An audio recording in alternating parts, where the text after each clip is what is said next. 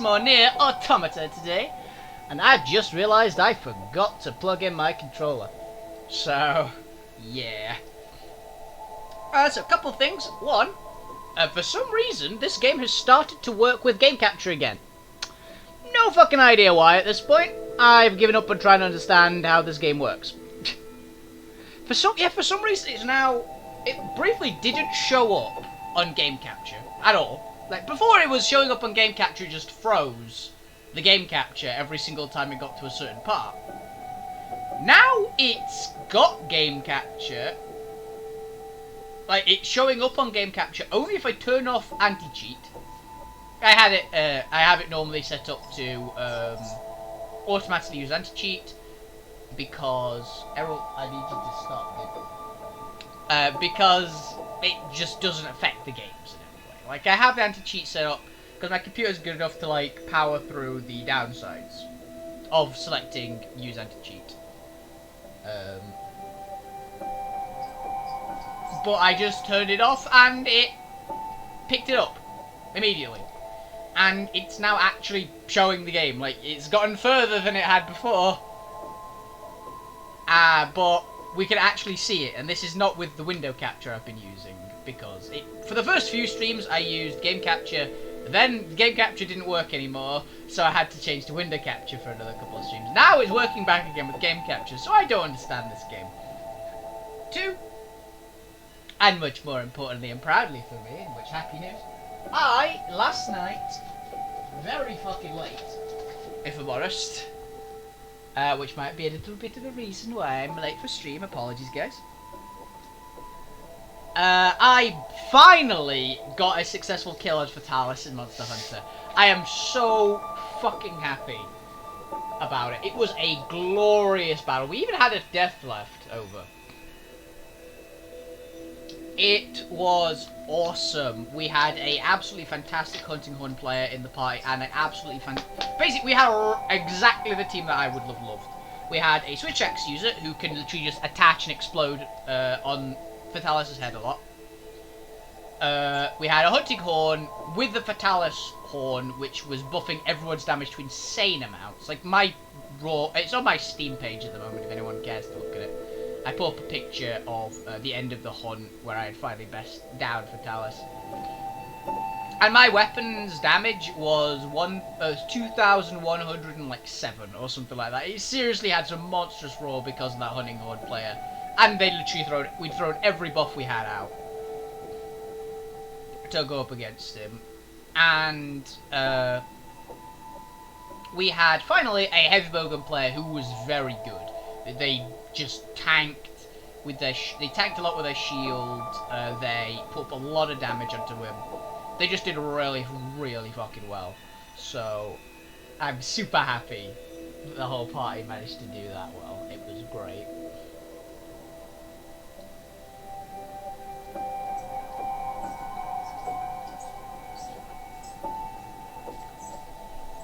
And then there was me bringing the pain with the greatsword, dealing a crap ton of damage as I usually do. And not dying too often. I died once, I believe. It was the first hunt, so it was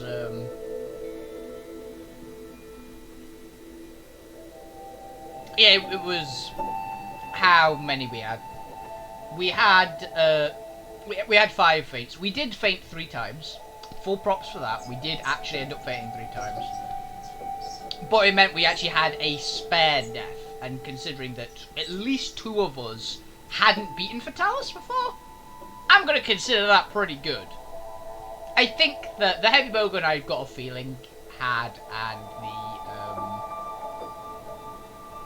the switch axe user, I think, also had, but our hunting horn hadn't, because the hunting horn had previously put up a quest that I had joined in, and we got really close. So, also that hunting horn player was level hunter rank 999, master rank 999, so they played a lot. So I guess they just hadn't played much Fatalis and were just going through a couple of rounds of it, and they were really, really good. Like, I consider myself pretty decent at Monster Hunter. I'm nothing special, don't get me wrong, but I consider myself probably above the average. I think a couple of people who I know who have played a lot of Monster Hunter go, I'm a little bit above like the average bar for Monster Hunter players. Because I do actually try, I learn the monsters' moves and things. I actually do end up being not terrible at the game. But those guys were way better than me. So I feel like I was carried somewhat, but you can't be just completely hard carried on Fatalis. You always have to put in the work. So, feel good. I'm now gonna let my annoying fucking cat in. Because he's scrabbling at the door. And he has been since I started, because he's got great timing. Every time I go live, he starts going, hey, let me in.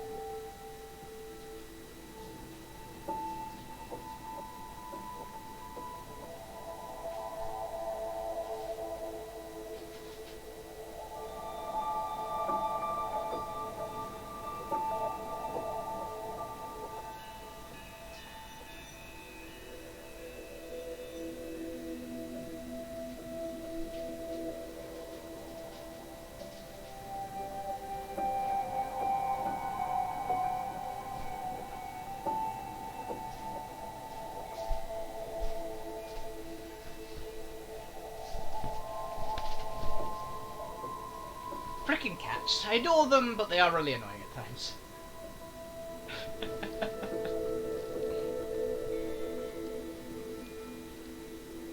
Something has gone up with my string.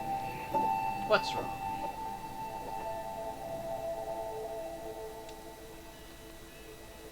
That's wrong. Come on, let's do this. Yeah, go. Okay. So, let's get stuck in, shall we?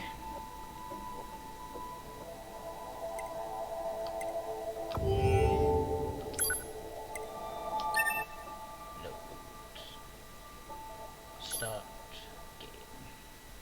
The controls should be the same. Actually, I will check the control scheme, because last time it changed up my settings. I did have to change my control schemes again, so...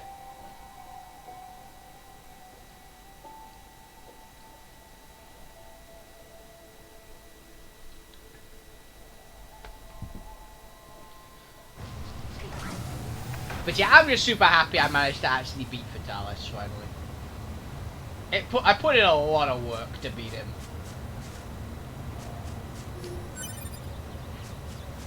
It feels good to be a bit rewarded. Okay, I don't remember what my objective was. Also, I will check my system controls. Type B is right bumper is evade. Yeah, I think that's right. Yeah, right trigger is fire. That was the big bit. Okay, now what's our objective quests?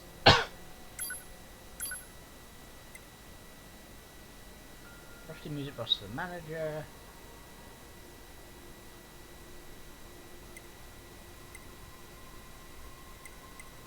Research, speedster. Not doing that quest. I don't like that quest. A couple. Where could they be? You'll have betrayers. 8B, 22B, 64B have deserted, become terrorized resistance camp. 2B and 9S in order to deal with them no matter what pursue they run away your androids. Oh, it's not the same pair.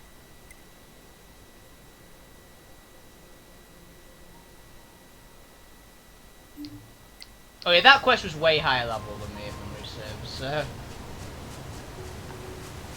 Hey, what was lock on again? I can't remember the lock on button. Lock on is left trigger. Got it. Yeah, because I was going immediately into my Monster Hunter controls because I've been playing so much Monster Hunter.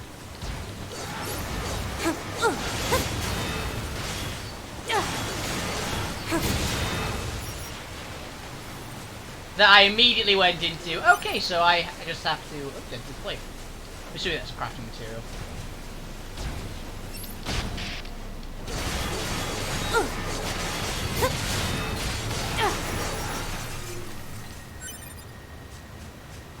Oh yeah, we've got super regen now, don't we?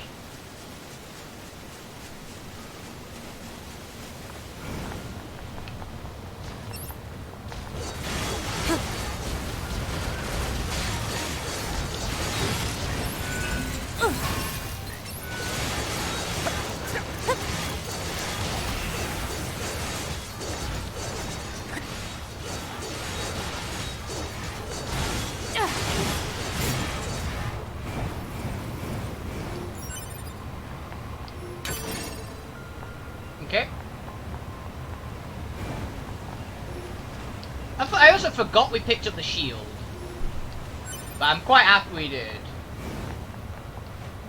I really do wish there was an overall shield, which is an option. Let's repair it. It could come in handy around here. I mean, if someone's died around here, it's got to be kind of handy to have a second person.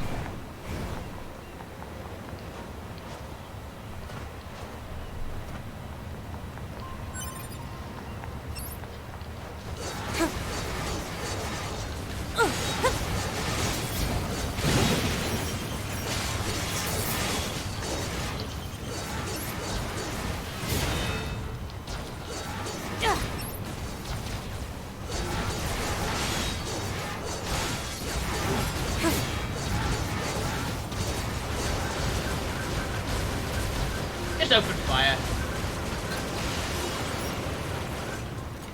Get quite a bit of XP for this.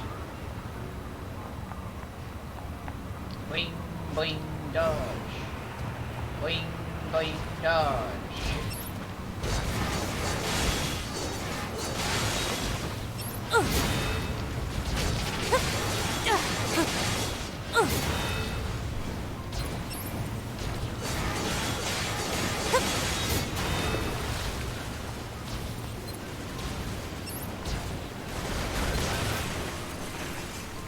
So if anything hits the water, I'm assuming it dies. The thing is on screen. Level 25 Android, Jesus.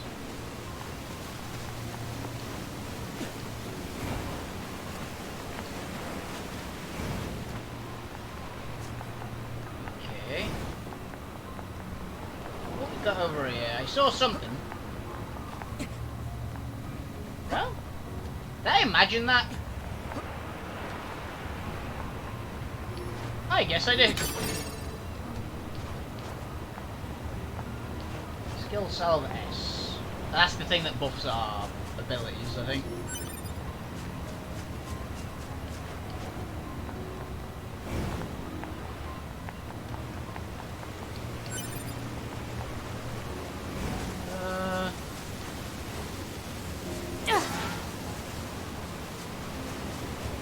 I don't see anything.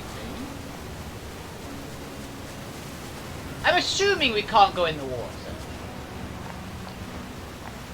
I'm not going to test the theory.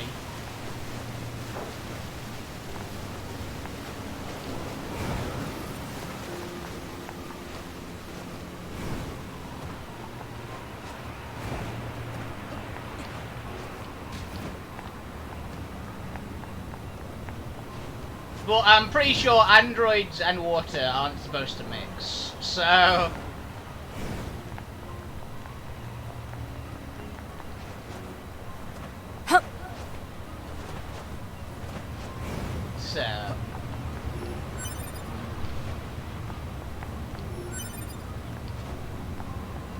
Broken key. There's something over here.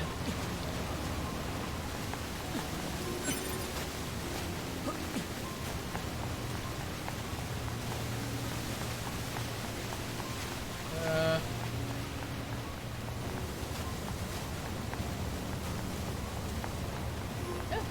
I'll take another box.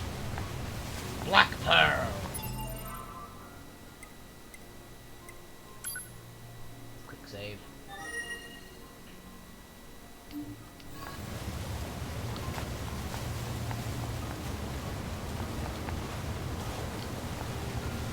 I'm assuming we can't. Can we climb that? I don't think so. Oh shit! Hello. I remember you saved the house a little while back. Thank you again for your help. Now this is awkward, but if we have the time, we actually use your assistance again.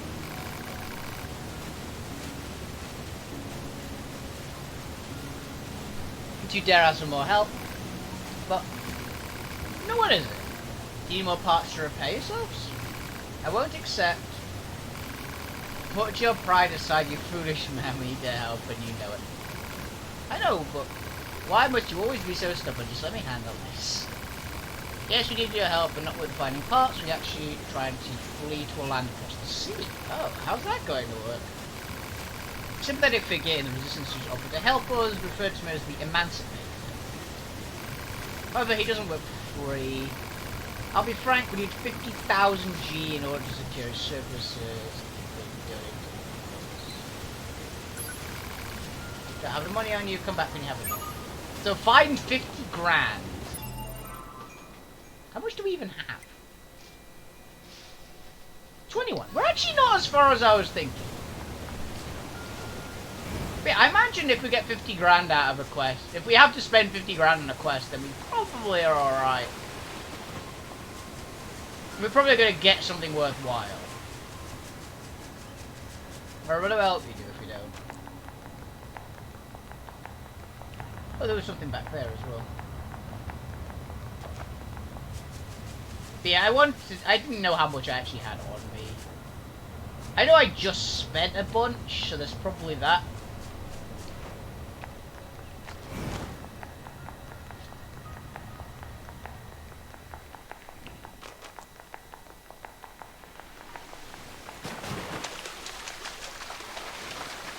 You know we're running through shallow water now, but it's shallow.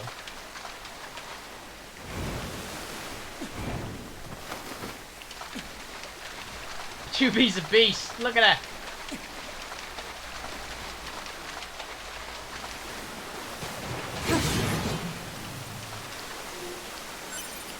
I also forgot I changed to the katanas again. Yeah, I remember I changed the katanas because I was able to upgrade the basic one. And it ended up actually higher damage than the beast sword.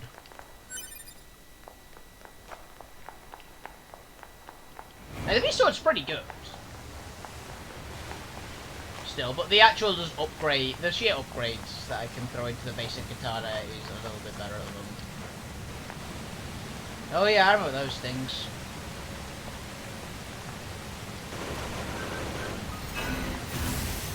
That was the wrong button.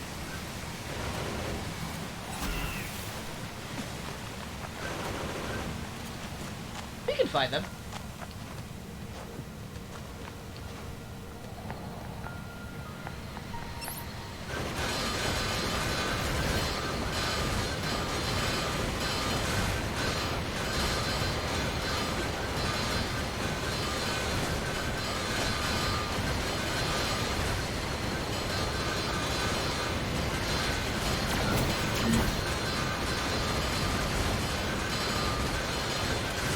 These things are hyper dangerous, so I don't want to get too mixed up.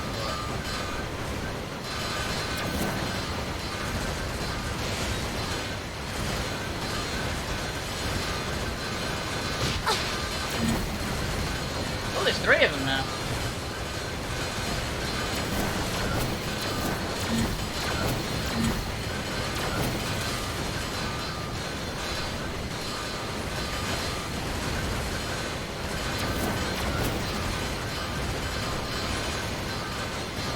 Yeah. You can't argue the strategy works.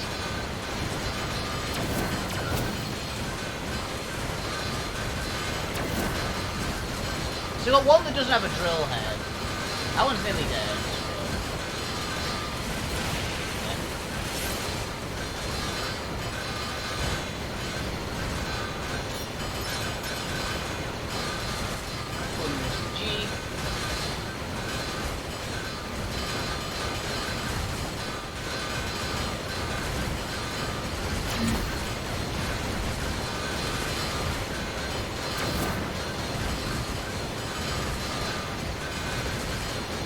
one go somewhere?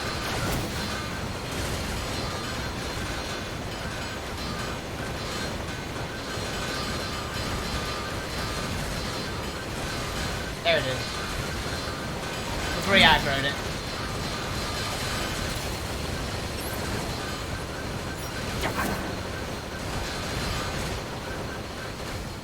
It's a slightly higher level. It appears to be bouncing.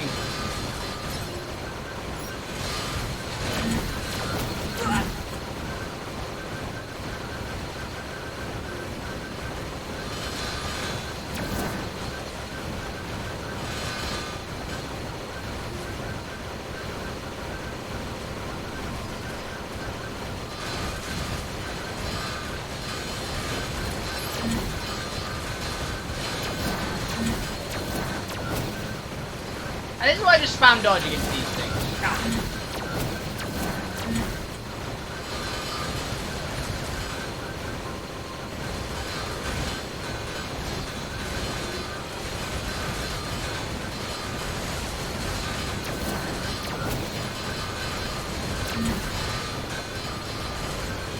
So it's changing where the ball is on it all the time.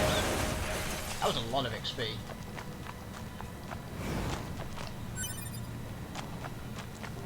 Titanium, crystals.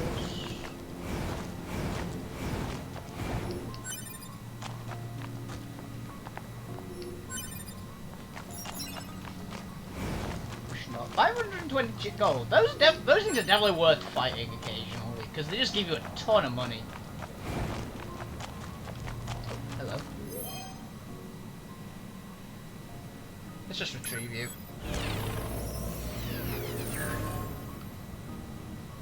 Order heal 3 shockwave offensive.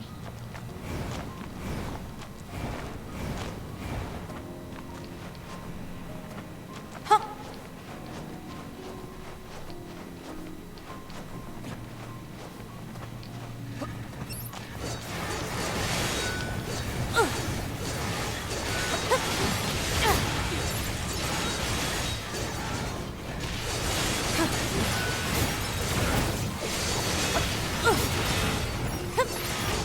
I think I've got back into the groove.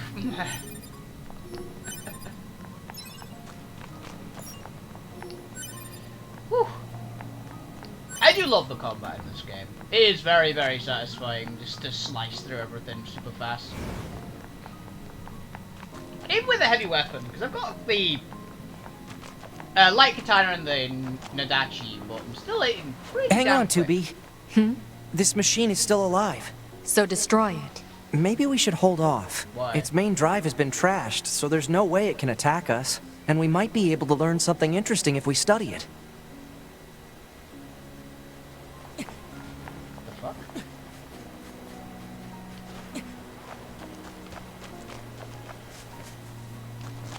We can't talk to it yet. I'm guessing we're supposed to talk to it. But we have to do something which lets us talk to it.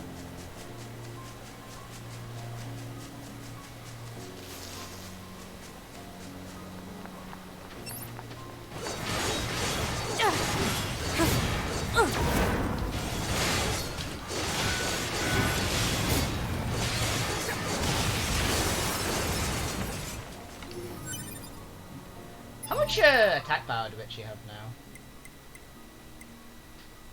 Skills. We're getting up there in power. Plus 213.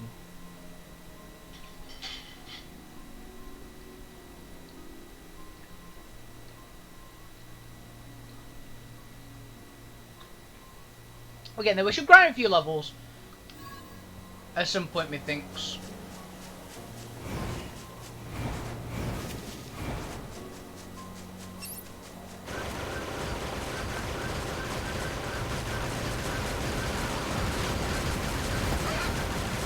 Do the same with this pig.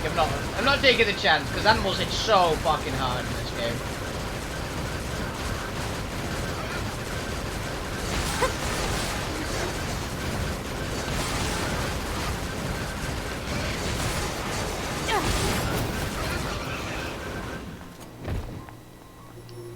Yoink. Right, someone... someone fell prey to the boars, I think.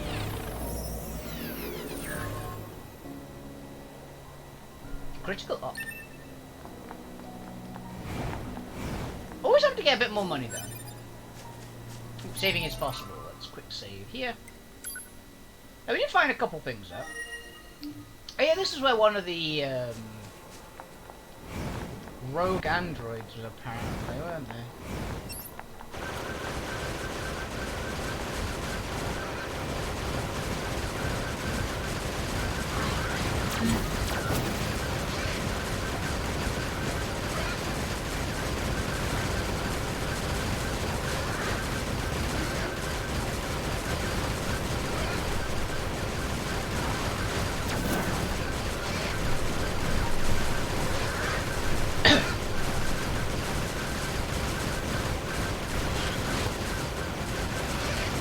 I do like that this is a thing you can do in this game where you can just spam dodge roll and shoot. I guarantee it's the cheese strategy, but it freaking works if you need some like downtime. Or you're not good at like doing the actual proper dodging.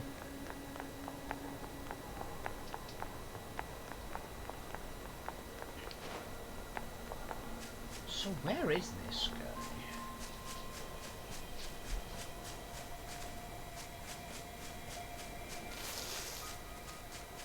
It says it's definitely around here. Maybe it's on top of the building? But I don't know if I can get up there is the problem. Oh, I bet that's it. So... yeah, I'm willing to bet money it'd be up there. Oh, hello. Hi, Samba. So there's a stairwell. Saving is not possible in here. That's given me even more reason to think that I'm right. Let's repair you. Unremarkable soldier, so conquering invaders without probably.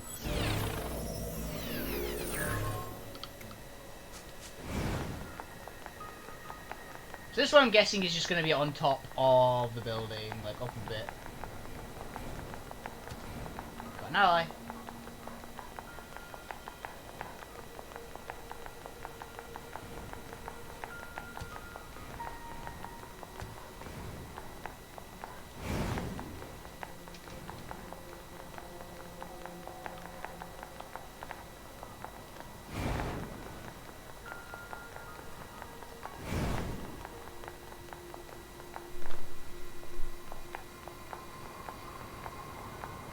Okay, so it's going to be around here.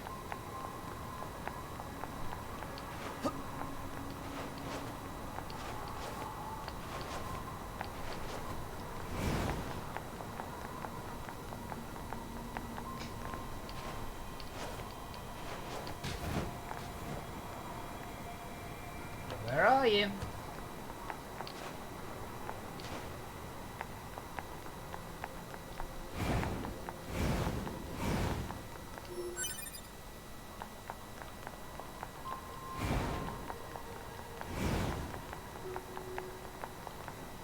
That's our ally.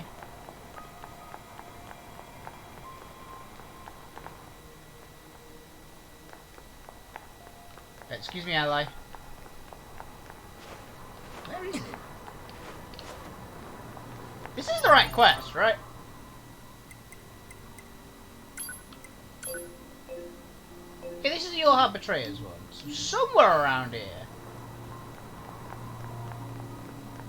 There's supposed to be a rogue android.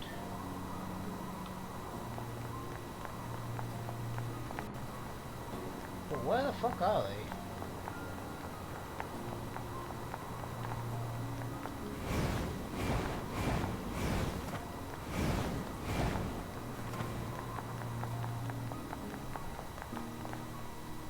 Some Dark Souls looking lifts.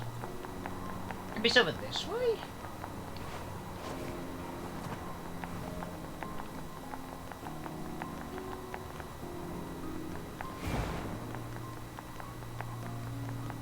Maybe I have to go up a couple levels. Maybe it's actually higher up than I thought it was.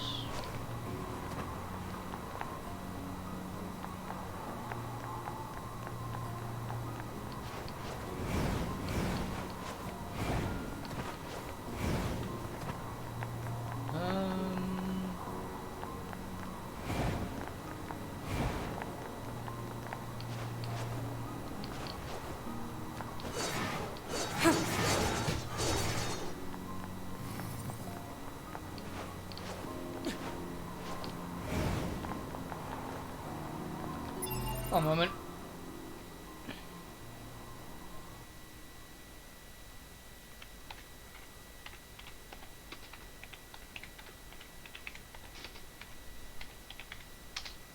You'll have betrayers.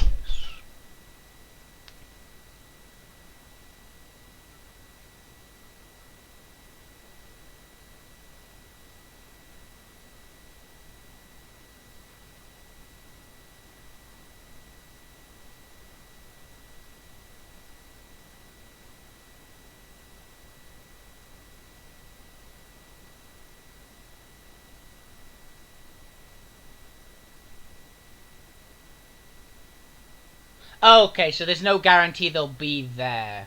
Got it. It appears to be saying on the quest's description that it says go to all of these until you find them, which I'm guessing means that they're not always at the locations. Huh. There goes our buddy. That's good to know, though.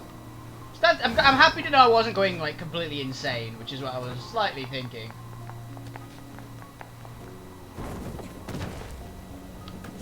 Yeah, we're fine.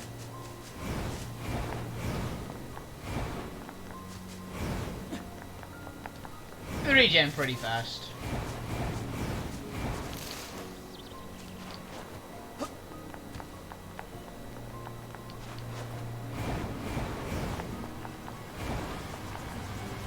Oh no, it's you. I'm not talking to you again.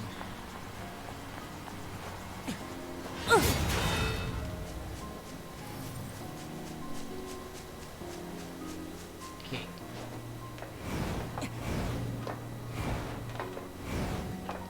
Oh, I finally actually managed to catch a stream with every single one of the whole live EU people, which is pretty slick. It was very interesting. Interesting? Interesting to watch.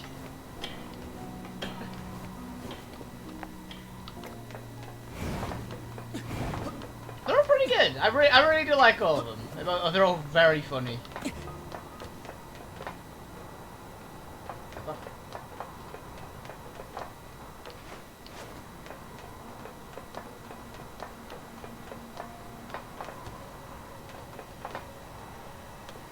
Another Goliath.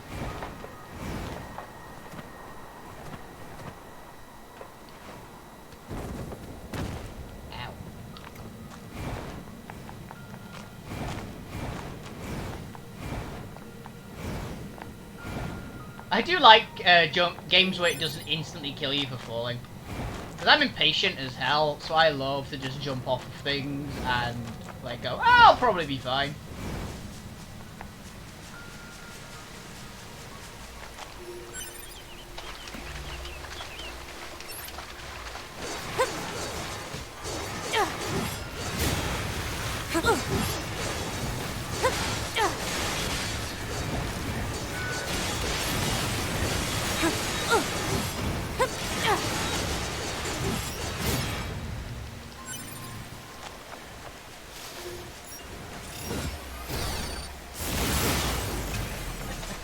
Shredded.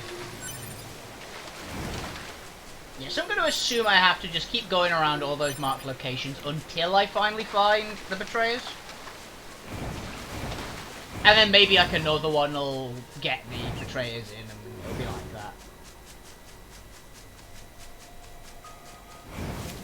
Like maybe they'll get away or something like that. Or maybe I have to do them in a certain order, it just doesn't tell me.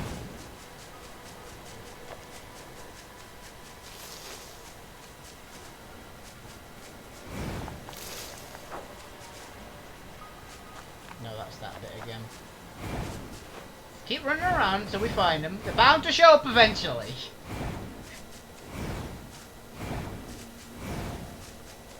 And that's up there again. We've already checked that spot. Map. Where's the other ones? So it's there. There. And there. So that one. How do we get to that one? That's the factory. Okay, so they're going to be in the factory, right? Let's go to the quick save point and teleport there.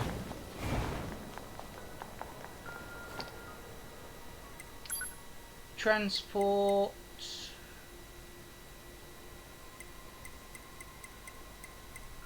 Factory entrance. That's my prediction of where they'd be, 'cause it's kind of out of the way.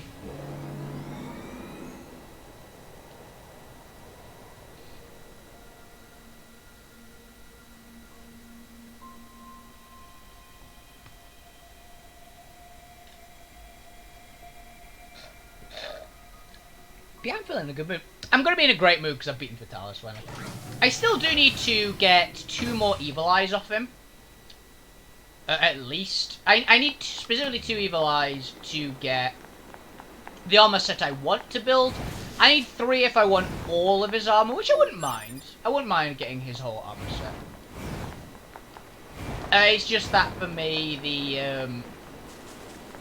the set I want uses the chest piece but not the head. Whereas for nearly every other weapon set that uses the Vitalis armor, it uses the head, but not. It uses the head. Most of the others, I believe, don't use the legs. But I've already got those. I also need Ruiner Nergiganti to spawn. The tempered Ruiner that from.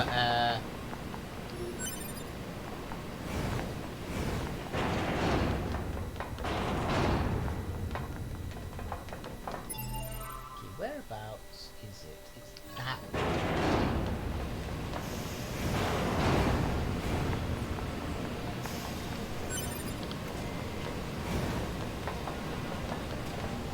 I still can't activate that, so it's going to be something.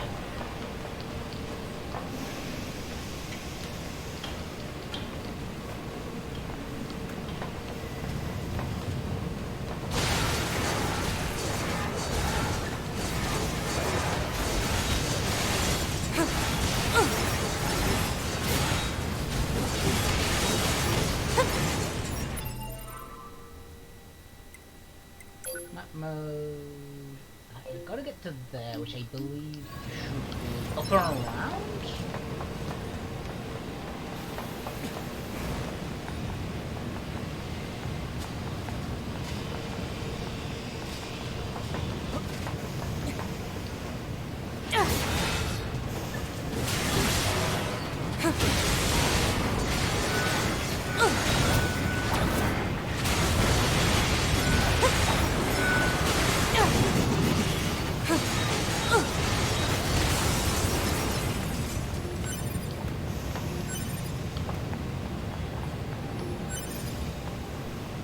Boing, boing. Boing, boing. You're very mobile in this game, shit. Ow, you prick.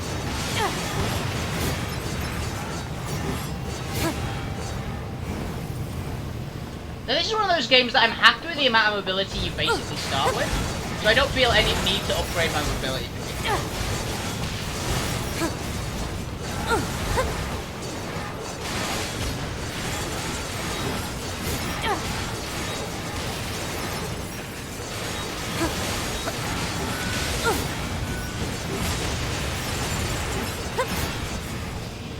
There's a few games where I go, okay, you need something to boost your mobility because your mobility is crap. This game, don't feel any need to do that. Your mobility is really solid off the bat. You've got a lot of ranged options, particularly if you pick up shockwave blades like I did. Which I do not understand why you wouldn't, because it's just basically, oh, I want to deal more damage with my swords, and I want to have a lot more range with my swords, and be able to stagger people from range as they close in. Yes? Because the thing about the shockwaves, they hit the enemy again. That maybe it's just that it's quite an expensive mod, I believe. Yeah. It's more sword damage and you shoot fricking lasers out of your swords. What's wrong? What's not to love? Look at it.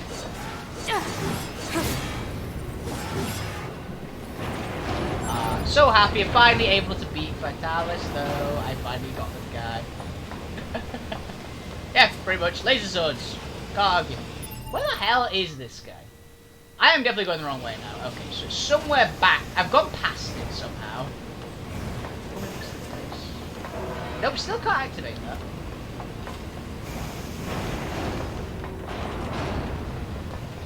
But yeah, still super happy I managed to actually beat Vitalis, so now I can go into the event quest. Also means that I am now, one major quest away. Actually, no, I'm 2 major quests away from having beaten every single quest in Monster Hunter World Iceborne. And I say every single major quest because I don't count the little, like, I'll go beat the shit out of a basic Rathalos in Master Rank. I've killed Rathalos in Master Rank. I don't need to know what he's. I don't need to go and do a specific quest just to do it, other than for completion's sake eventually. I go main quests like monsters I haven't beaten before, or like a version of a monster that I haven't beaten before. I have beaten every single monster I have fought now. The only quest that I haven't done yet, which is one I will consider, is there's 2. There's the Master Rank 150 quest, which I have unlocked, I just need to get around to doing it. Which gets me the upgraded Temporal Mantle, which I can't remember what you have to do. I believe it's like a tempered Namiel and something else. And there's the Master Rank 200 quest, which I just haven't unlocked yet, pretty much. I'm not Master Rank 200, I'm only I'm Master Rank 161, I think, now? Now that I've actually beaten Vitalis, I can potentially just really casually farm it with the Plunder Blade and just hope I get the 1% drop chance on the eyes. I don't actually have to beat him again. I was basically going, I refuse to have never beaten this monster because he feels beatable. It's one of those awful things that happens where your opponent feels beatable, but you can't actually. But I haven't been able to beat him. That was what he was feeling like to me, which is very different from Elatrian. Like Elatrian felt cheap to me because he felt beatable. Like his whole moveset was beatable, other than his Eschaton Judgment. Yeah, pretty much. I am so stubborn when it comes to like Monster Hunter or Dark Soulsy kind of games. I am a very stubborn person.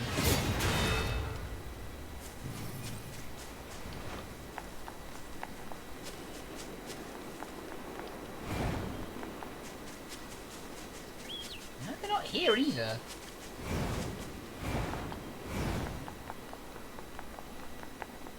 The fuck?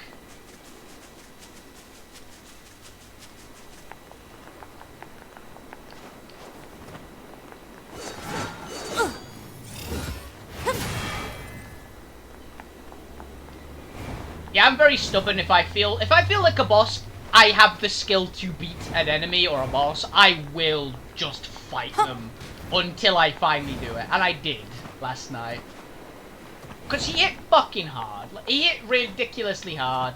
I had a very powerful moveset, but I felt like he's beatable. I feel like he's beatable, and I finally did it.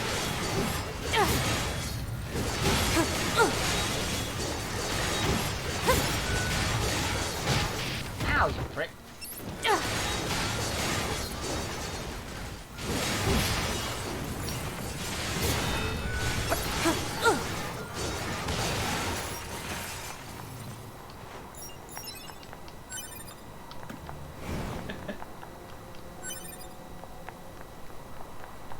But yeah, finally bested it. I'm just so giddy that I managed to actually beat it.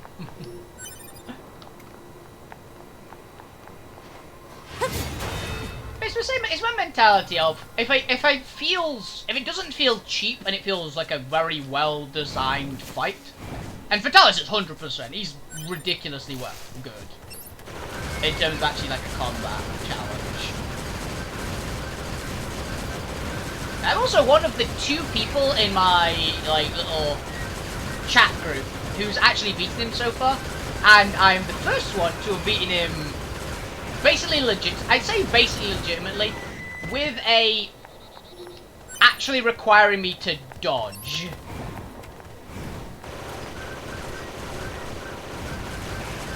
Because there is a strategy for it, where you play the lance weapon. We play one of the weapons with a big fucking shield, and you don't really need to dodge most of the attacks.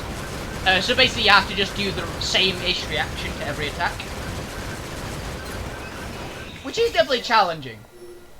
But dodging him is way harder than just beating him with a lance and shield. And that is the only way that anyone in my group has beaten him so far, is with the lance and shield. So I feel super proud that I'm the first one to have beaten him with by dodging, essentially.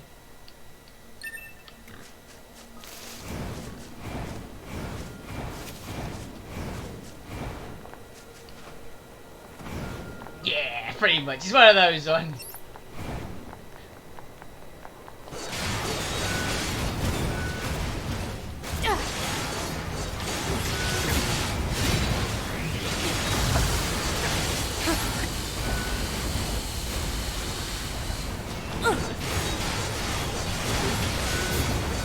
I definitely have got to tell my friend group that a thing I found out though, that Switch Axe is a really good weapon against him.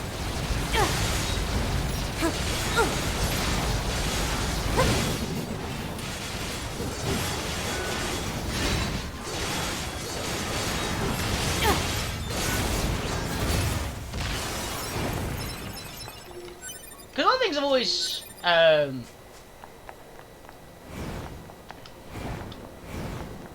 I've always found in Monster Hunter, I always feel super happy.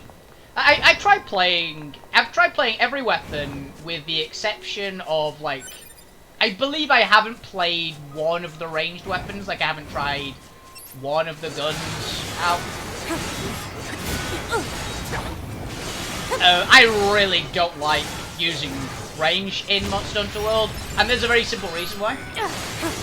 I play Monster Hunter on controller. Ow, you prick. I play Monster Hunter on controller. One of my least favourite things to do is play shooter games on controller, and it's similar enough to shooter controls that I just really don't want to do it. I don't mind, like, combat games. Like, Nier, this game I play on controller. And one of the big reasons why I play this game on controller, even though it has a shooting aspect, is the fact that you just auto-lock and fire. You don't actually have to aim. That's how you use range in this game. Other than that, it's just you lock on and you charge. Because I'm really bad at aiming with controllers. That's why I thought out for years when I was growing up. I thought I was just really bad at shooter games. Yeah. I thought for years I was just terrible at shooters. I was convinced of it. But I'd never played a shooter with keyboard and mouse. Back then. Exactly. I hated shooters for years because I thought, I'm just bad at these. I can't ever do them. And then I tried a shooter with a keyboard and a mouse for the first time. I believe it was Payday 2. It was the first shooter I played with keyboard and mouse. And I went, wait, I'm not bad at this. Realised that, wait, it's the keyboard and mouse over controller. So just played with keyboard and mouse. I played a lot of shooters with keyboard and mouse, and I was not bad at them. Obviously, I'm out of practice now, so I'm probably a lot worse nowadays than they used to be.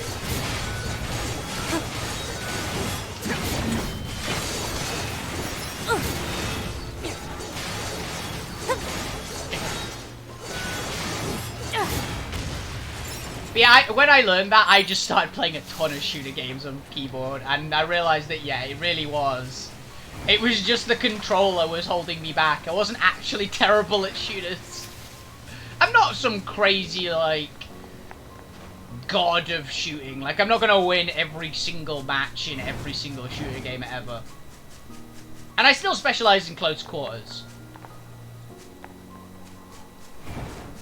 I tend to prefer automatic weapons and shotguns. Those are my preferences. GOW. Gears of War. Yeah, okay. I was going, which one is that? I know it is. Yeah, Gears of War. I've never actually played Gears of War. It's a game that I think I might enjoy. Apart from one thing. I've tried playing cover shooters before. I didn't really gel with them. I didn't really gel with cover shooters that well. I much preferred kind of more run and gunny style.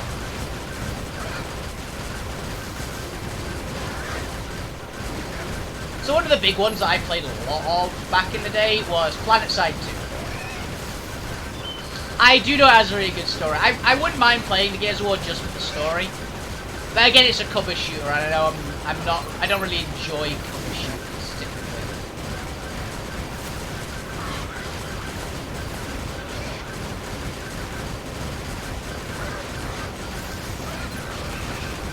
And it's cover shooter in the way that you will die if you don't go in cover.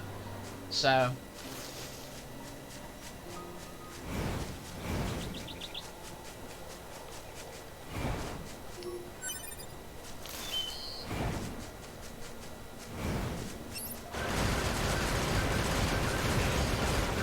That being said, I did enjoy one cover shooter game very much. It was Rainbow Six Siege. I played quite a lot of Siege with a couple of buddies, and as soon as I figured out the map sensitivity in that game, I actually got pretty good at the killing.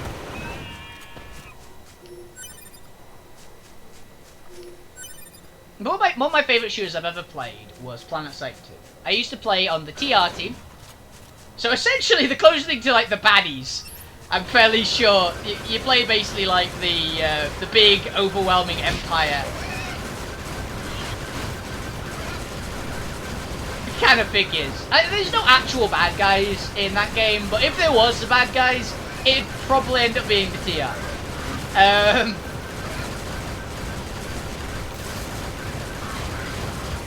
I was playing PlanetSide 2, and I loved that game. I actually got fairly good at it for a while as well. Like, I used to get multiple kills every time. I used to play the Heavy Assault Trooper, the TR, and I used to play with this weapon, which I believe was just called, it was called like the Cycler, I believe. It was a,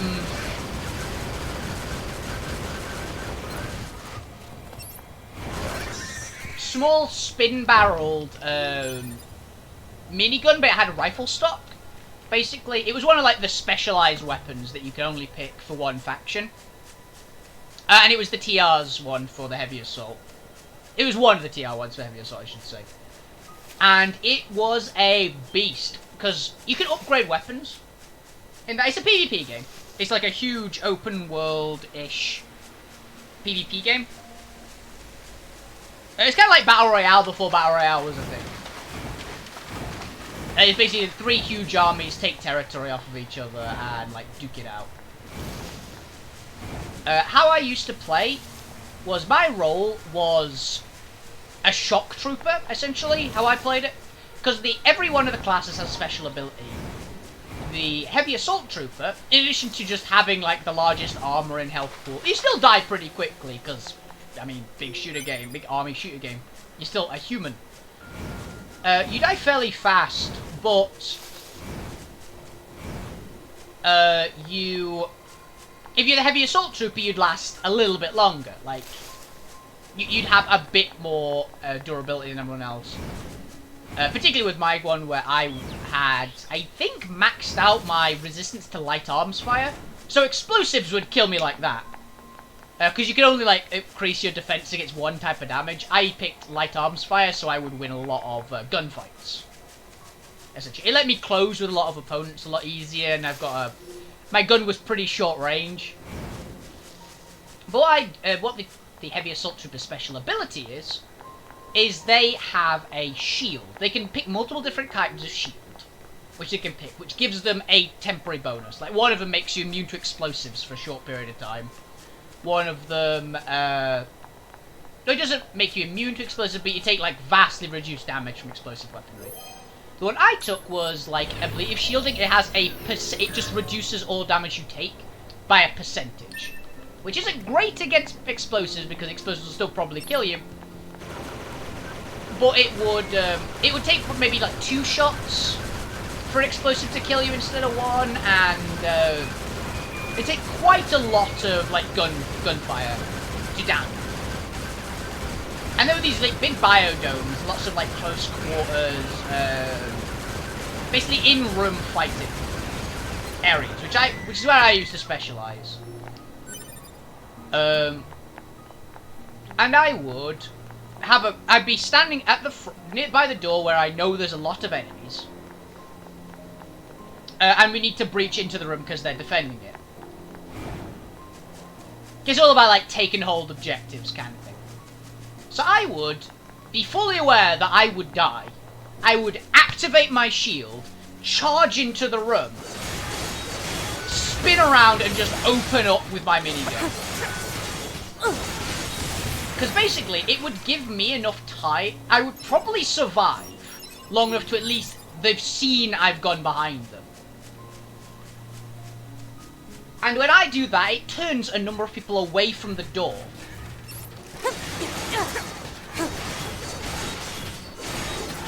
And if they don't turn away from the door, then I'm about to open up on them with one of the most powerful weapons in the game.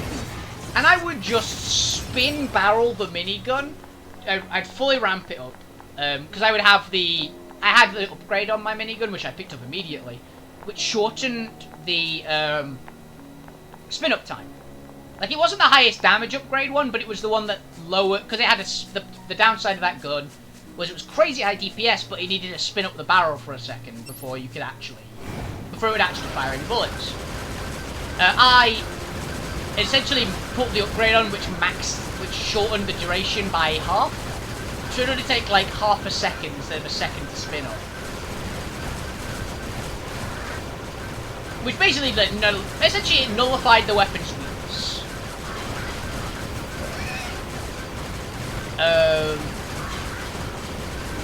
It was a good noise. It sounded kind of like a low frequency, like, chainsaw. And what would happen? So I would charge through. I usually would survive, but the people would be they'd usually spin around and face me. So I would maybe get 1 or 2 people before I got gunned down. But the problem for the enemy team, was that I was one guy, and I'd be at the front of a squad of about 6 or 7. So I would have charged in, taking point, taking all the bullets from my teammates, gunning down 2 of them, who have turned around, as my 6 or so teammates charged in behind me, and killed everybody else, because not everyone's looking at the door anymore.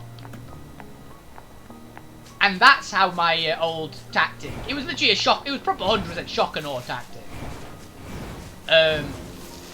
But it worked surprisingly well. Like, it was a very solid tactic for...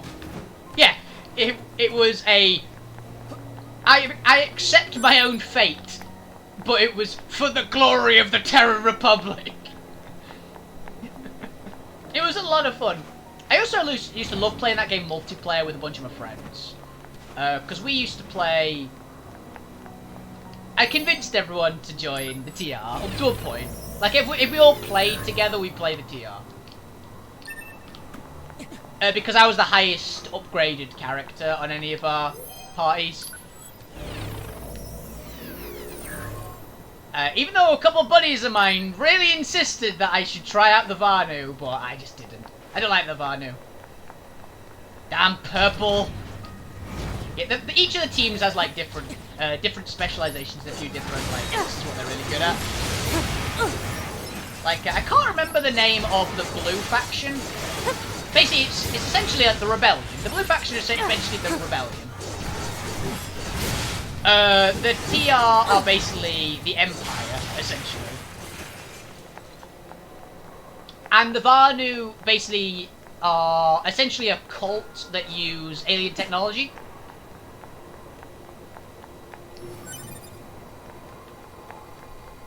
But basically it's red, TR is red, the rebellion, I can't remember the name of it. It's like the new conglomerate or something like that. Are blue and the Vanu are purple. Yeah, exactly. They use, basically alien tech has been outlawed because it's fucking dangerous. And they go, screw that, we're gonna use it anyway. So their weapons, unlike everyone else, they aren't really guns for most of them, other than the generic weapons. All their unique weapons are like, lasers. They're basically exactly the same as, the other ones, but... But back when I used to play, it was basically, the new conglomerate had probably the best vehicles. Like, they were really good with, their vehicles were probably a little bit, better. Like, their tanks and stuff were really good. They had very good weapons, good armor, pretty maneuverable, and they had the whole shebang. The Vanu had by far the best aircraft.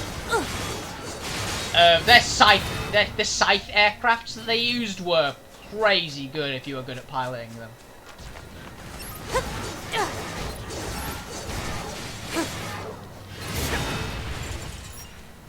It's kind of like a little like UFO kind of ship. Essentially, it had anti-air and anti-ground, which is why they were really good. Where the others pretty much had specialized in one or the other. Other than the generic ships, they really their specialized aircraft could pretty much do both. And the TR had like the best infantry stuff. So one of the big ones was the Cycler. The gun I used was TR only, and they had like some really good solid guns you could pick up.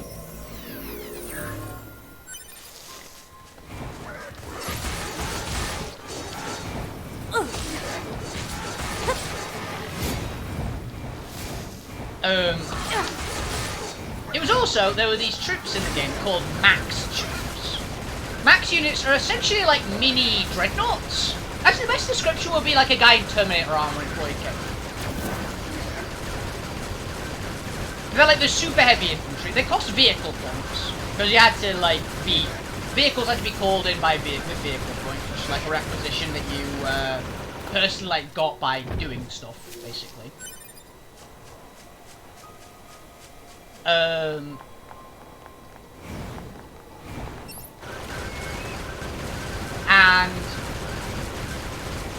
each of the faction's max troops also had like a different... They were all really good at pretty much everything. They wouldn't be healed by a medic, they would be healed by an engineer. They were even higher health than the heavy trooper. Like, they actually could take a lot of damage. They were one of the only units in the game that could actually tank a lot of just hits in general. Oh yeah, other reason why I picked the heavy assault trooper so much, they were one of the few units that got... Basically, you get a main gun, a sidearm, and a specialized tool, right?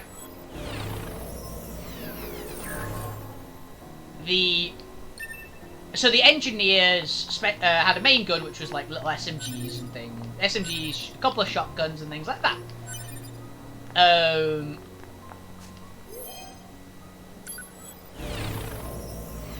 The heavy assault trooper specialized. It had some good DMR kind of weapons, like some proper battle rifles. Just a couple of assault rifles, shotguns. They were big on the shotguns.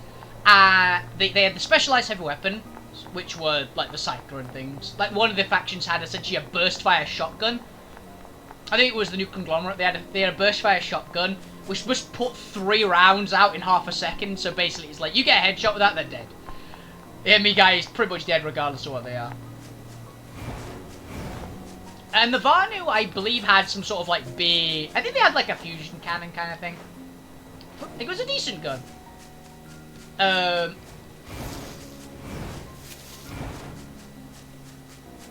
But the heavy assault troopers specialised... Also, the light assault trooper, which is one of them, got a jetpack. That was their specialised tool. So they could, like, jump over... You could hop over walls and things with it. There was the sniper. I don't remember the sniper specialised tool. It might be the sniper rifle. They might have gotten, like, a sniper rifle, like a small light gun, and a pistol. Or something like that. I don't remember the sniper's specialised tool, essentially. Or it might have been like C4 or something. It might have been like you always get an explosive. Because you can take explosives like C4. But, usually I had to upgrade from them. I think the sniper could just take them. The sniper could also go invisible, which is pretty slick. The specialised tool for the heavy assault... Oh yeah, also the medic. Unsurprisingly, had a medic gun. It was just like a heal beam. Essentially. The heavy assault trooper's specialised gun, or specialised tool, was a rocket launcher.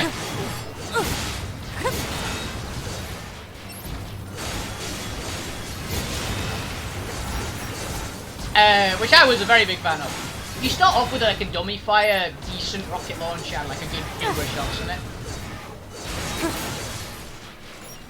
Good, generically good against everything, and then you could upgrade and buy rocket launchers which were specifically good against like certain targets. Like one of the ones I picked up eventually was, it was a rocket launcher that couldn't be dummy fired.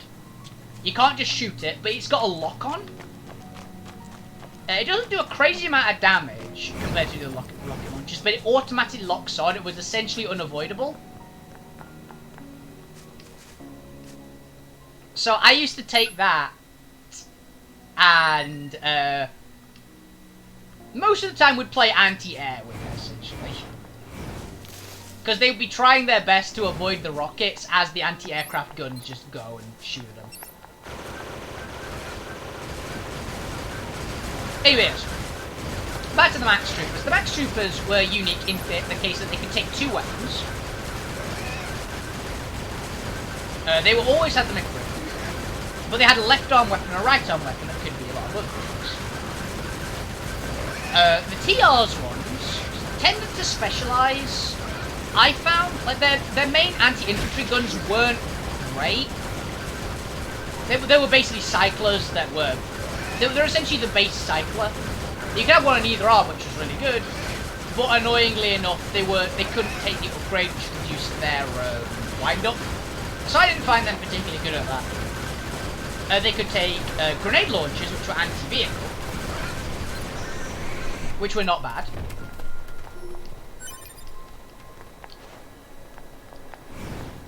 And they could take, literally, flak cannons. I think all of them could take the flak cannons, but the TR ones tended to be the best at anti-air. The new Conglomerate's anti-infantry weapon made them easily the best of the anti-infantry, if memory serves. Their ones, instead of getting the little shitty cycler guns like the TR ones got, they got fully automatic shotguns. Like heavy shotguns. Which mulched infantry. It was brutal to see what happened to an infantry unit that went up against a new Conglomerate Max trooper. Because they just double-barreled two fully automatic shotguns. They just pointed like that and just opened up with them. And it would basically one-shot everything. Yeah, fully automatic heavy shotguns. They were monstrous. And the Varnu essentially had the best anti-vehicle because they're, instead of the shitty grenade launchers... Well, the grenade launchers were okay, but instead of those, they had, basically, very slow-firing rockets. Like plasma missiles, essentially. They didn't shoot very fast, so they really weren't good at shooting aircrafts and not really good at shooting people. But a stationary tank, they do a lot of damage if they actually connect. So a tank is gonna really feel the pain from them.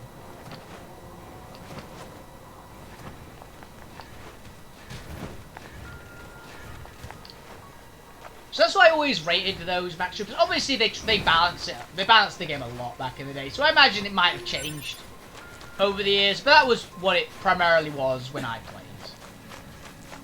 It's why I never particularly played the max troopers, because the max troopers for the TL were mainly good at taking out aircraft, which I could already help with my auto missile, with my lock-on missile launcher. So max troops were fun. They needed support to be really good though, and since I quite often played like without any friends on comms, I didn't end up using the maxes very often, so I didn't get too much practice.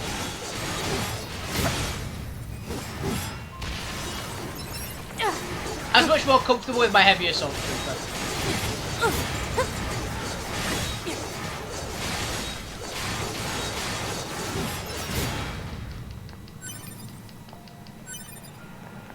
I tended to focus on like my character going to the attack, because you could basically, since there were 3 factions, there were typically areas that you were on the offensive and your opponent, and you're on the defensive, different areas of the map. I tended to focus on the assault team. I tend to go with the assault waves, and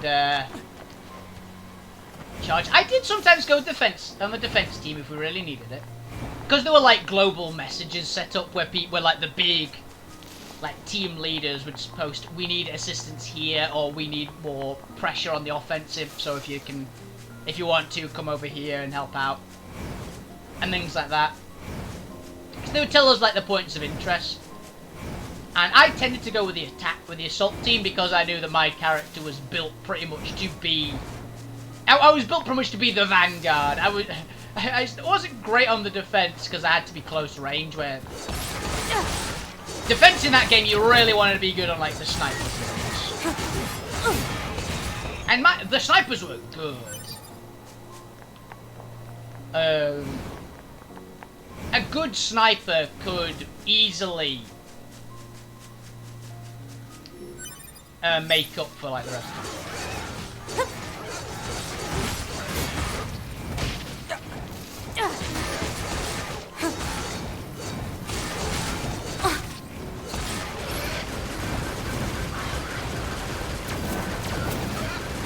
It's back.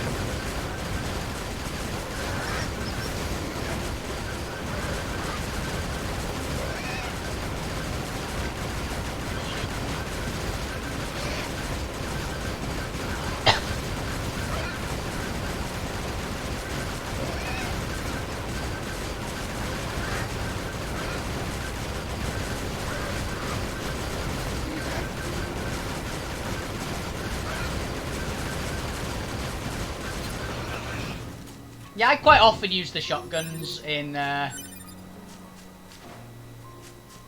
PlanetSide 2 as well. I very much enjoyed the shotties. It's one of those free-to-play games that that you can like get points and things for, or you can very, very slowly grind up. I believe, other than cosmetics, you can get everything in that game just by playing it.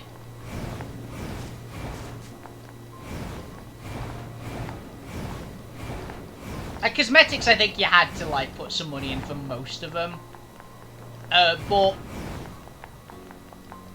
there's very little actual camouflage in that game, because obviously the factions are bright frickin' blue, bright frickin' red, and bright frickin' purple.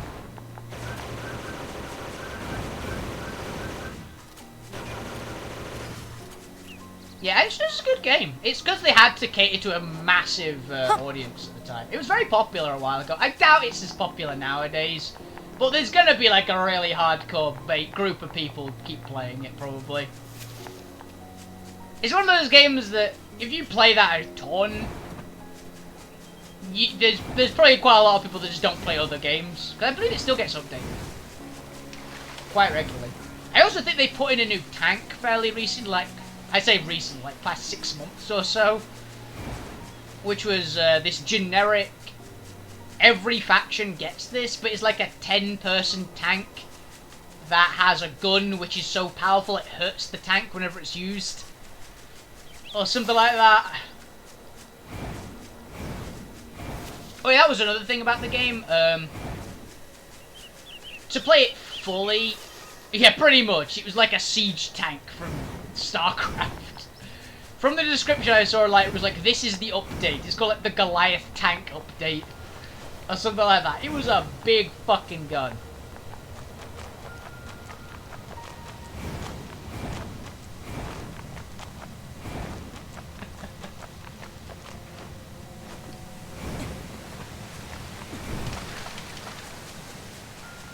Which I haven't played since then. Mostly because me and my friends just haven't played it. It's a big game on your PC as well, so I don't think most of my friends have it installed. So it took like a good couple hours to install it back in the day on worse computers. Probably wouldn't take as long now, but it's probably also a much bigger game now.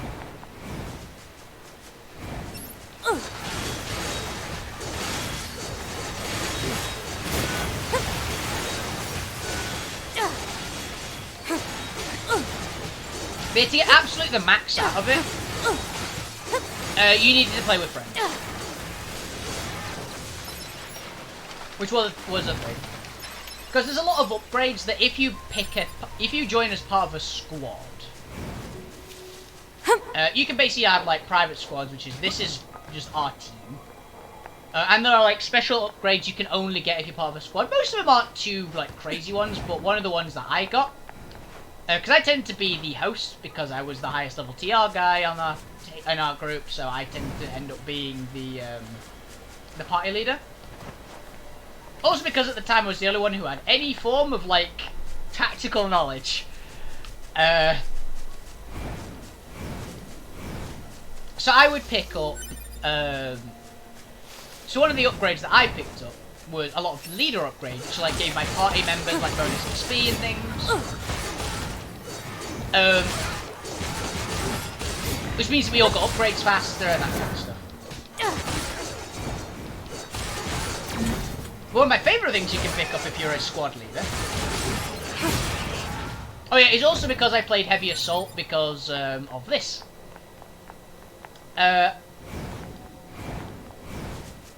One of the items you can pick up as a squad leader is a respawn beacon, which allows your squad mates, and I believe if you get the max upgraded version, your own team, so your entire faction can potentially spawn off of your little respawn beacon. Which, let me tell you, that was frickin' useful. Because basically I could guarantee that I would have support before charging a position.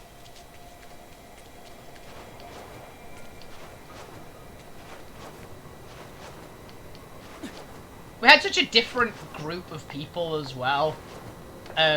We all had a different playstyle, so we tended to have... I believe we used to... Our typical team was me as the Heavy Assault. We had one person who I believe who played primarily the sniper, the infiltrator. Oh yeah, I remember eventually they got the upgrade that the infiltrators could take, instead of a sniper rifle, they could take like SMGs and things. That was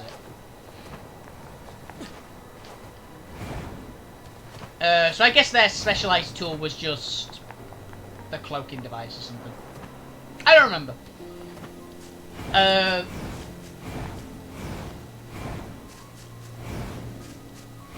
Oh no, they could hack things. That was it.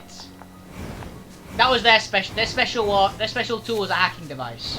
So they could go in like hack enemy vehicle spawns, so that the enemies couldn't get access to vehicles anymore, and you could, if you got there, just buy a vehicle.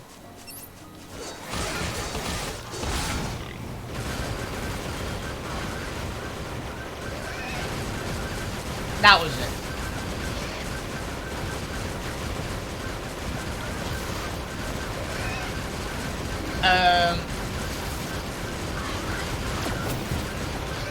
Yeah, so there was that. We had an engineer. I remember we definitely had an engineer, because the engineer's got a really good ability. They could deploy ammo packs. I believe that was like one of their really useful things, they could just deploy ammunition. So if you actually got a good run, you would run out of ammo. Essentially, but if you had an engineer, they had a number of ammo packs they could deploy, and if they restocked them at like the if you got if you got certain things, you could restock your abilities and stuff, which was always a really useful thing. So basically, let you stay out in the field longer without having to go back to a base.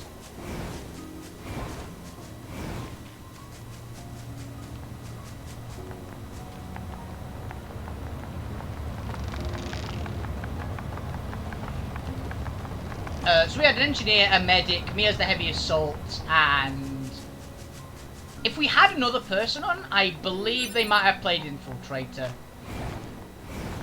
And we really had like a good... what the fuck are we? Oh yeah, we've already been in here, haven't we, before? This is pretty though.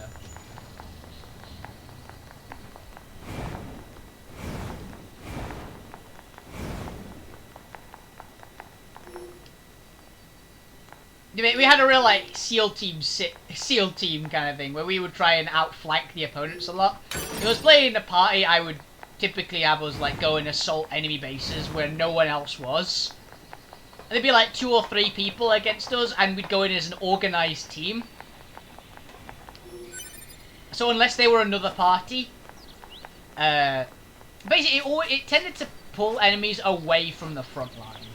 Which would mean that our own team would have, our own like front line would have a good advantage of them. Because the groups were fairly even. But I believe on the server we played, it was primarily a Terran Republic server. So we actually had the edge in numbers anyway, so if we pull enemies away from the front line, then we have an even greater numbers advantage, essentially. I mean, it's also pulling us away from the front line, but usually our shenanigans would get us an advantage. Because in small skirmishes, a medic heavy assault trooper is a hard combo to go up against. Because the heavy assault trooper with the highest healable hit point pool in the game, and the massive overshield, they're all built for survivability, with the character that literally can just heal them. It was also a heavy assault trooper spec to take on, like, infantry. So I had a massive amount of durability, so I could tank a lot of shots. I think even the heaviest sniper rifle in the game could one-shot me. Even with a headshot. It would get freaking close, it put me to like 1 hit point. But I could just barely survive it, I believe.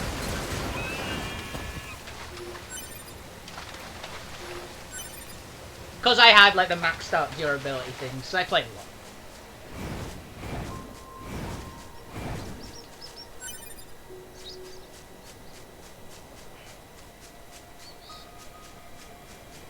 Oh no, actually no, I think the railgun. I think the railgun could, but the railgun was essentially just an anti-vehicle sniper rifle. That one, I believe, could put me down in 1 hit.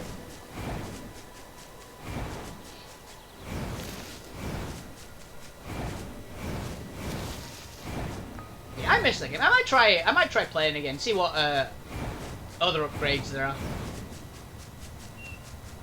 Well, the thing was, the way to beat my character were explosives, pretty much. Like a hand grenade would... A standard frag grenade probably wouldn't put me down in 1 hit, just because those... They do a good chunk of damage, but they're not designed to take out armored targets, so my guy was considered... And the heavy assault's pretty well armored, so you could... unless it, like, hit you head directly, you'd probably survive as a heavy assault trooper. But there were much better grenades than the standard frag grenade in the game. So that would pretty much be the way. Like a standard rocket would take me out. Grim Rock. I've heard of that game. I've heard it's good. I have no idea what it's about. I've heard of the game and I've heard it's fun. That's literally how it goes. I think tonight I'm going to be playing more Monster Hunter with the guys.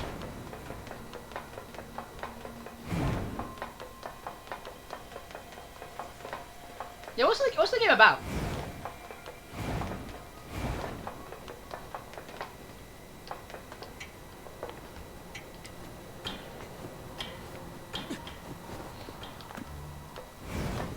old school dungeon crawl. Oh, I'm already sold. They're from your, huh? Alert. Targets Hey, are here we rogue go. units 22B and 64B, currently designated for detention. They've come for us, idiot! Prepare to engage and inform the captain! Got it. You're both currently wanted by I command for recognize that voice desertion. actress, by the way. Disengage and surrender immediately. Shut your trap!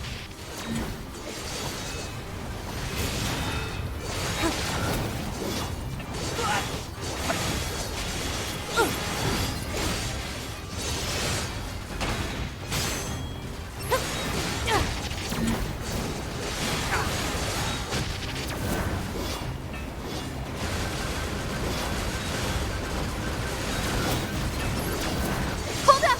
The captain is ordering a retreat. Understood!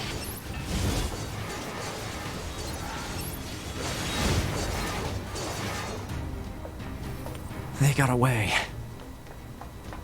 But we found him eventually.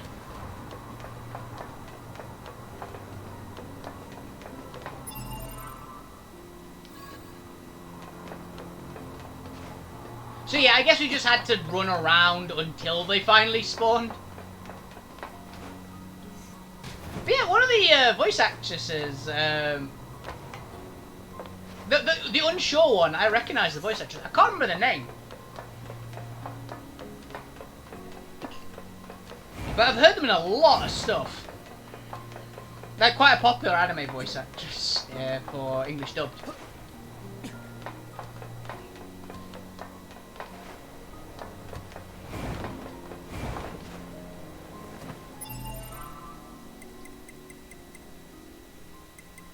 Need to go find a save point.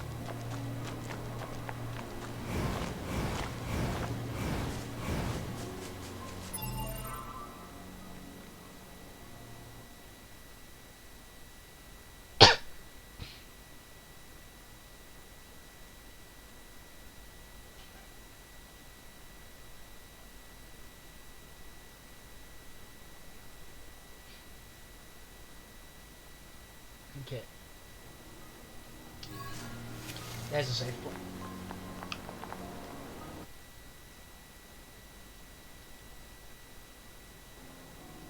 Grid-based. Oh god, that's very old school. I didn't play many grid-based dungeon crawlers, really. I've played a few, don't get me wrong, but I've not played too many.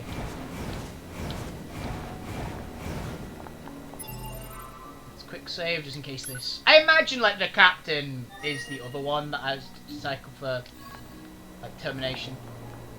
Now they're probably going to be up there.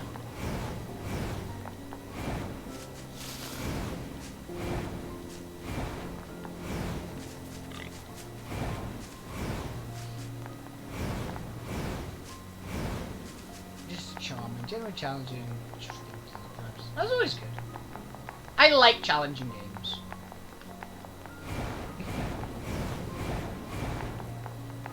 Yeah, one of the old. Yeah, I love dungeon crawly games in general. Like I know where it comes from.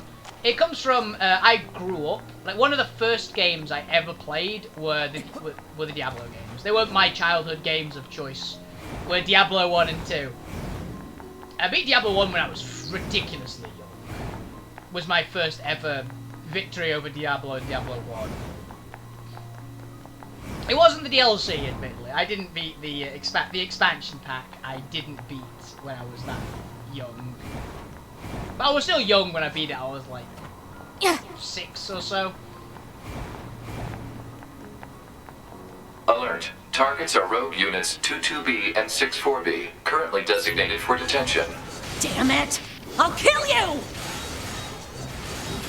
I think she plays the princess in not the princess, the empress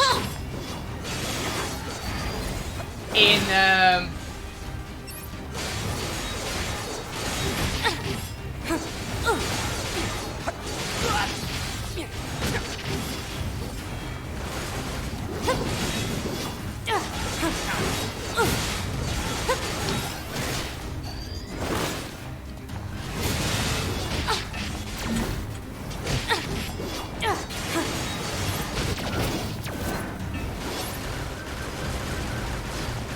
back off and heal up a bit.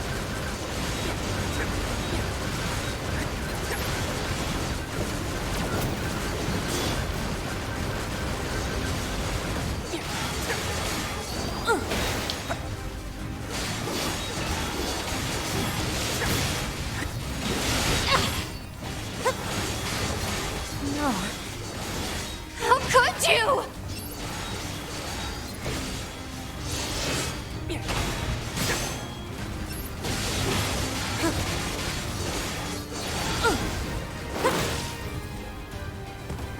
Sorry.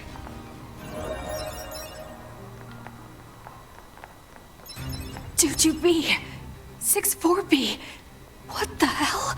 Is that Alert. Ryuko? Target is for proposal. Disable and detain at once. You did this! That's Ryuko, isn't it? Please! You have to stop fighting! Shut up! You don't know anything! That's Ryuko from Kill la Kill, right? That's one of my favorite voice Unit actors. 8B specializes in close quarters combat. Proposal. Destroy enemy with long-range attacks. Oh, fuck Destroy? no. What happened to detain?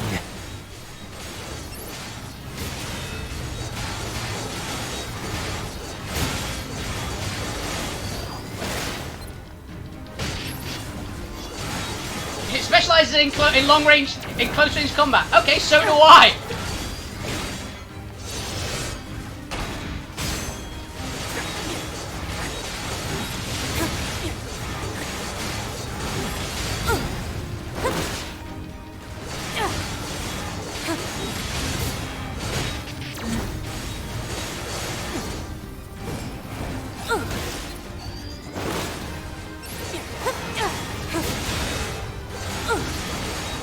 I really do not feel okay about this. Just want to let everyone know that.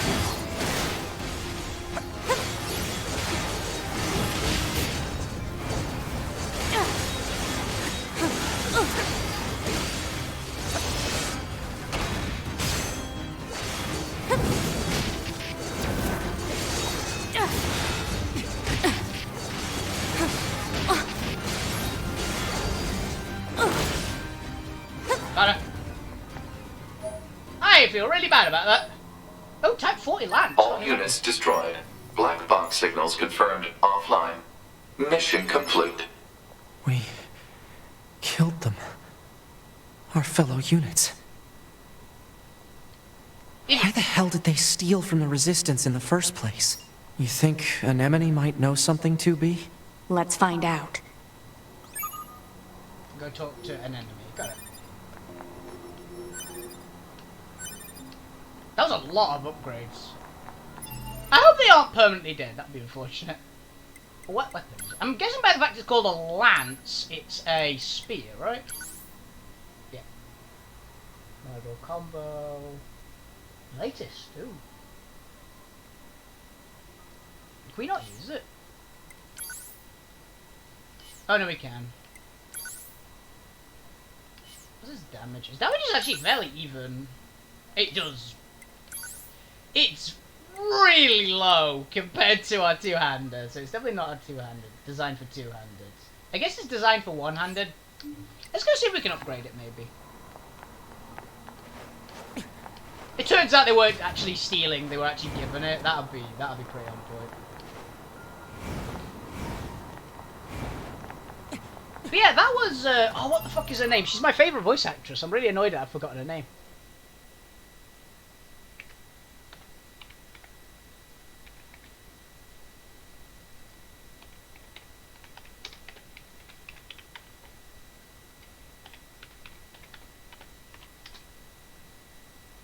Erica Mendez. I'm actually going to look up if it was who I think it is.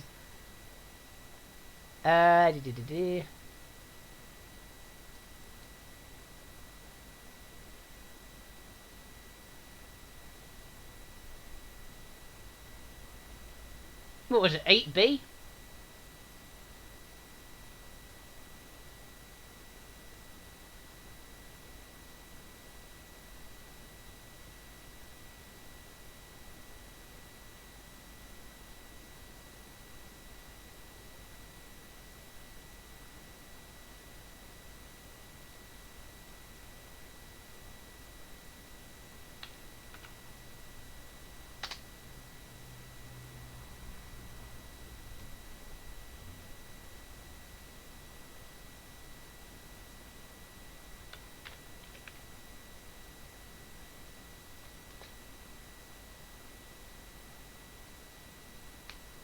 That's what it sounded like. It sounded like Argumentus to me. I'm not sure if I was right though.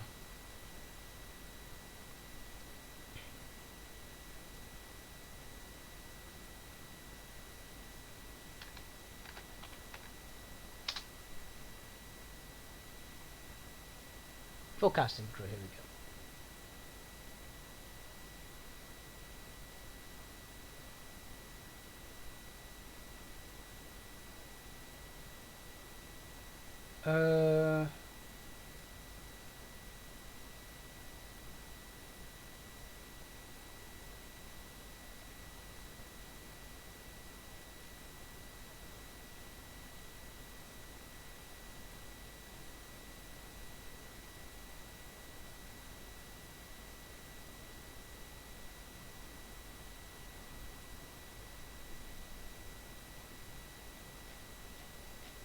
No, I can't find her on it, so I guess it wasn't her. It's just someone who sounded very much like her.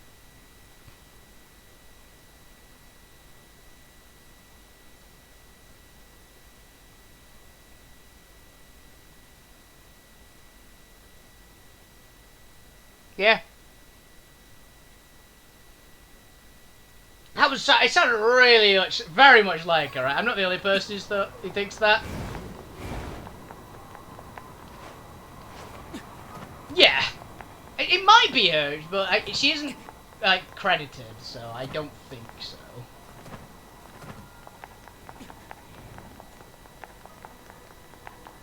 Eric Mendes is probably my favourite voice actress. Like, definitely competing for the top spot, if not my favourite.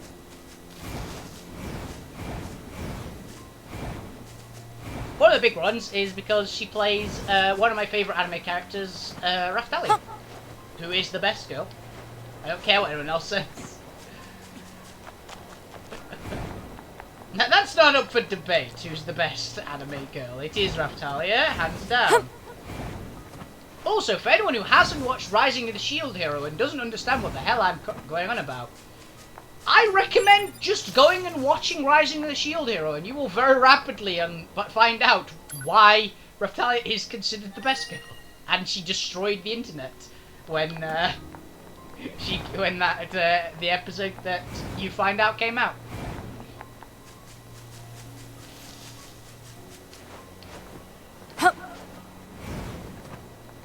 I also recommend watching Rising the Shield Hero anyway, because it's just a really, really good anime.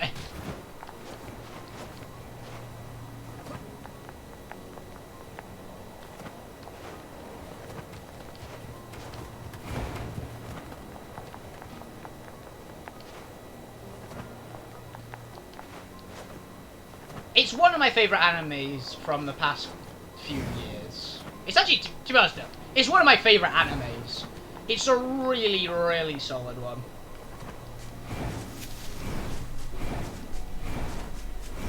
It's got a good amount of dark, a good amount of humour, a good amount of adorable moments, good amount of action. And pretty much every character in the show is interesting in one way or another.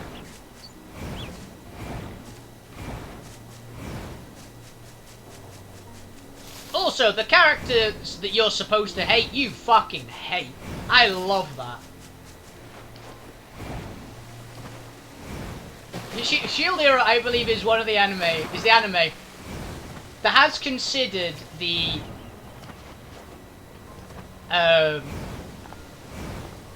it has one of the best and one of everyone's absolute 100% favorite anime girls. And one of everyone's absolute fucking evil hatred least favourite anime girls. And it's in the same show.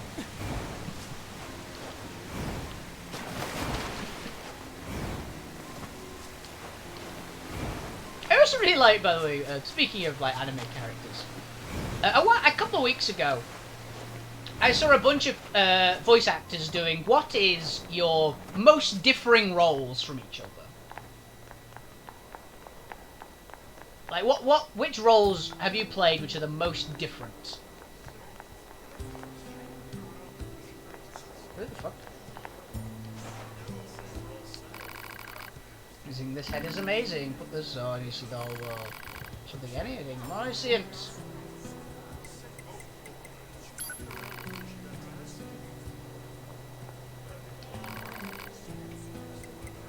Okay, there's 2 of them now.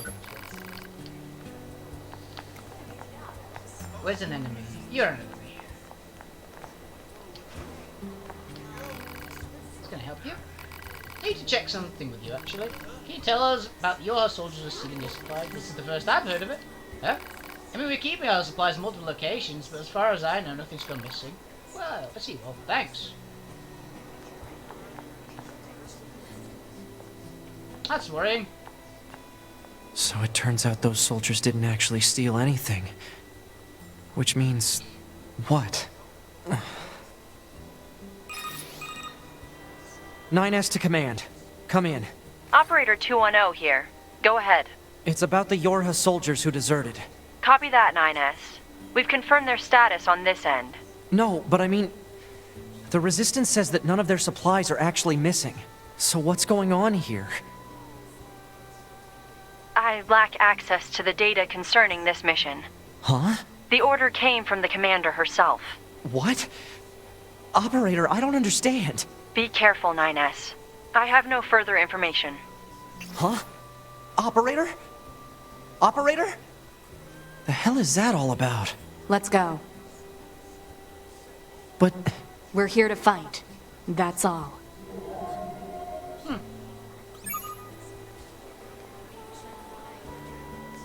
Unit data has been updated.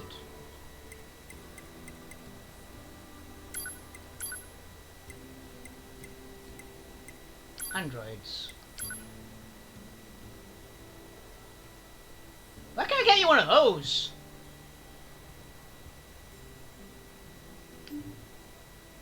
The deserter used to be captain, def command of multiple weapons which is easy between them in combat, or to be apprehended command for abandoning its post, put up fear resistible will be destroyed. Or apprehend commander for abandoning its post, fear resistible will be destroyed. Also, really sick looking katanas. They look like Raiden's katanas. And 62B. Yeah, really cool katanas. Oh, and that's the spear. That's where we got the spear from. It's, yeah, just the same thing. Weird. Okay, as much as I didn't feel good about actually killing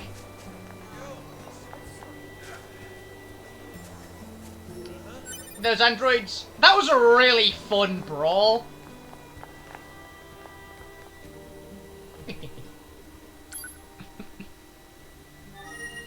It's a harpoon. Yeah, so something's going on. Like, I don't think those androids actually needed killing in any way, but the commander's got something shady. Yeah, the commander's doing something shady, basically.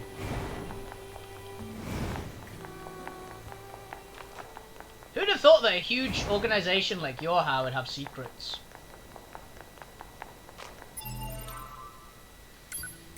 Map mode, so where would actually go?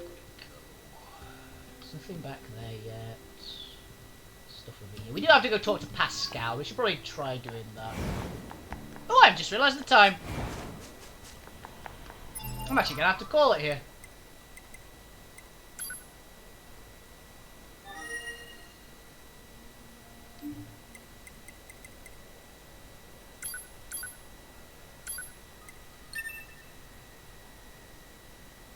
Yeah, I have the feeling they weren't actually deserters. I've just got that kind of feeling. But yes, that is all I got time for today. I hope you guys enjoyed the show. Have a fantastic evening, every single one of you. Keep playing the games, keep being awesome. You guys are the best on Twitch. Yep, highly recommend watch a bunch of anime. And go play PlanetSide 2, I guess. That's what we come away from today. Oh, and there's definitely something shady going on behind the scenes in this game. But yeah, I hope you guys enjoyed the show. Have a fantastic evening. And see you guys tomorrow. Good night.